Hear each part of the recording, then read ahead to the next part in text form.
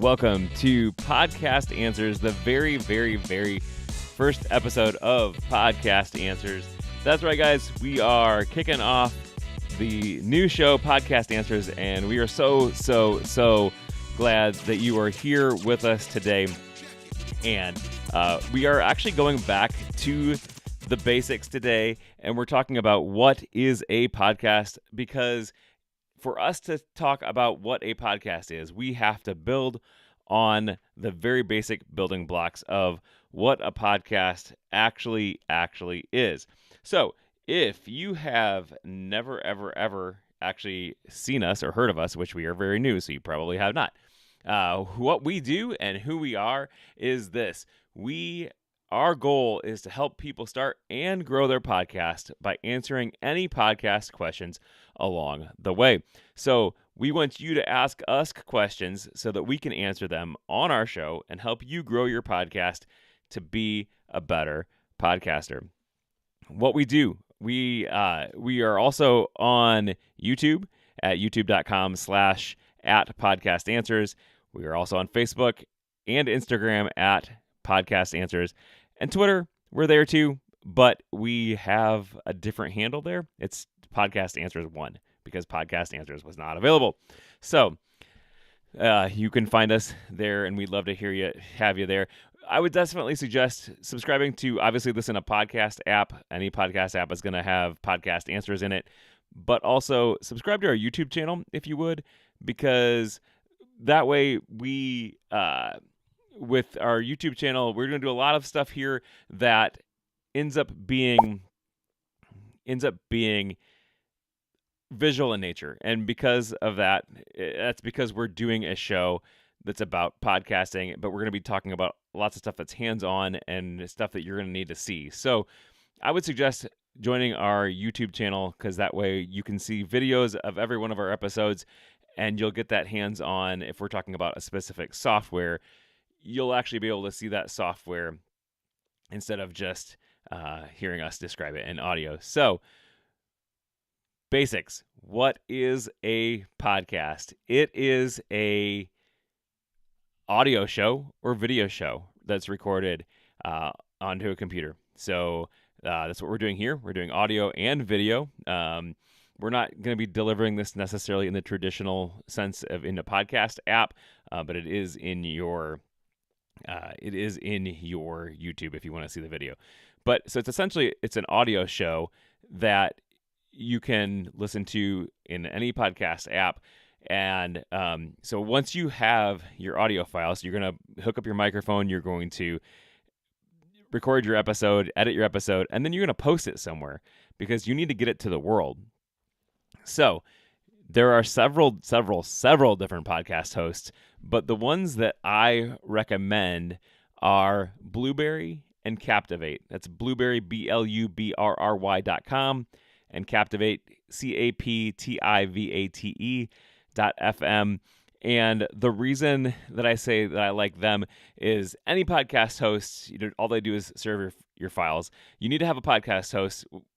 The reason that I like them is because they're innovating and coming up using some of the new podcasting 2.0 namespace tag features, adding some new features to podcasting that other podcast hosts are not necessarily adding. So one of the things that you need a podcast for is because when you can't, you may have a website that you may have a website for your business or for your personal or whatever, but if you put your file right on to your web host, well, that file may not be a very large file, but if you get 100, 1,000, 2,000, 10,000 people downloading that file all at once, your web host is going to crash.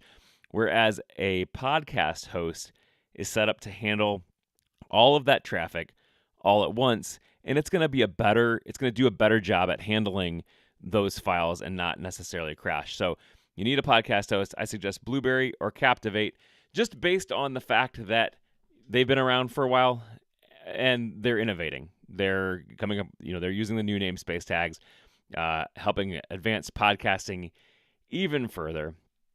So once you have your file up on a host, there's also something called an RSS feed. And I'm not going to get super technical here, but think of the RSS feed as the broadcast tower for a radio station. It sends the information out. It tells your podcast app where to look for, where to tune in to find your podcast.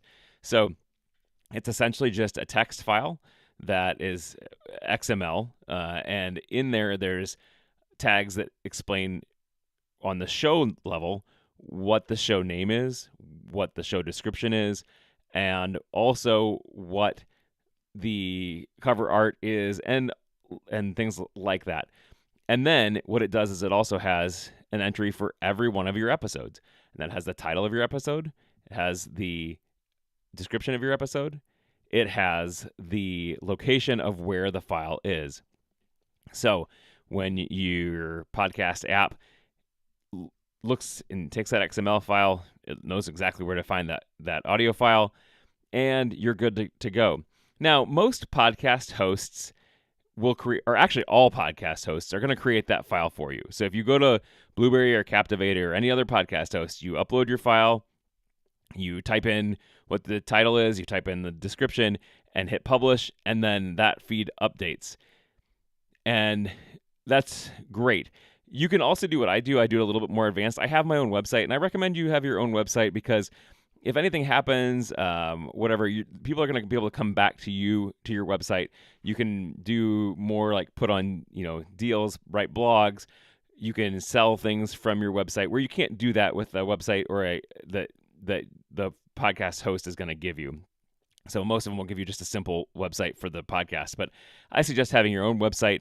But for me, I actually use my website to create my RSS feed. I host on Blueberry, or not not Blueberry. I host on a different podcast host, but I then use that link and just create my own RSS feed.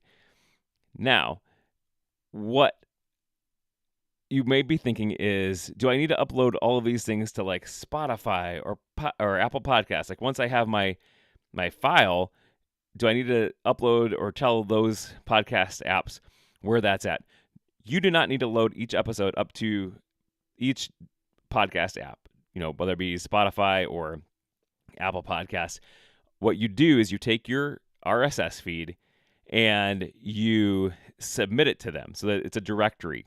You say, hey, Apple, here is where my RSS feed is at. And then you take Spotify and you upload it to them. So that way, when you're in the app, you don't need to know where each location is for the website, which you may. So think of it like your own, your favorite website. Let's say you're going to go to localcookieshop.com, and you could just type that in. But instead of just typing that in, because you may not know what their website is, what their web address is, we use something called the search engine. And think of the directories kind of like a search engine. Apple has their own directory. Spotify has their own directory. Podcast Index is a directory. There's different directories that you can basically you submit your podcast to them, and then tell it. So that way, when I go to that directory, like I look in Apple Podcasts, I just search for podcast answers, and my my podcast app will be able to come up and know exactly where it's at. So it's just like kind of think of it like Google. It does that. Now, one of the things that you have to submit to a lot of different places, but a lot of apps are going to either use one of two places. So there's lots of different podcast apps that you can listen to podcasts on, but a lot of podcasts are going to be pulling their